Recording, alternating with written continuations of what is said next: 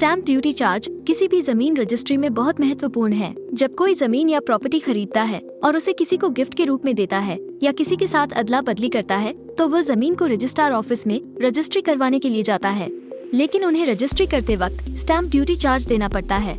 आज के इस वीडियो में हम ये जानेंगे कि आखिर ये स्टैम्प ड्यूटी क्या होता है, स्टैम्प ड्यूटी में कितना भुगतान किया जाता है और इसके भुगतान करने के क्या फायदे हमें मिल सकते हैं। चलिए जानते हैं स्टैम्प ड्यूटी होता क्या है। स्टैम्प ड्यूटी एक प्रकार का गवर्नमेंट टैक्स होता है जो टैक्स डायरेक्ट स्टेट गवर्नमेंट के पास जाता है। जितना स्टेट गवर्नमेंट को टैक्स की जरूरत होती है उतना हमें भी स्टैम्प ड्यूटी चार्ज की जरूरत होती है।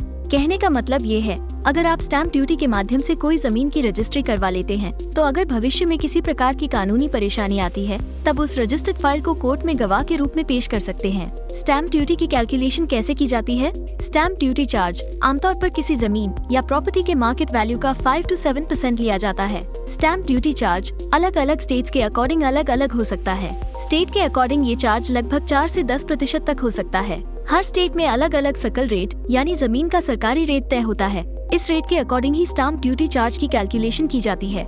स्टैम्प ड्यूटी निर्धारित करने के लिए अलग अलग कई तरह के फैक्टर्स होते हैं। इसमें से कुछ इम्पोर्टेंट है, जैसे कि प्रॉपर्टी की मार्केट वैल्यू, प्रॉपर्टी टाइप क्या है और प्रॉपर्टी कितने फ्लो में बनी है, प्रॉपर्टी रेजिडेंशियल है या कमर्शियल इस पर भी डिपेंड करता है, प्रॉपर्टी किस एरिया में है, प्रॉपर्टी परचेस कर रहे बायर की एज एंड जेंडर भी इम्पोर्टेंट है।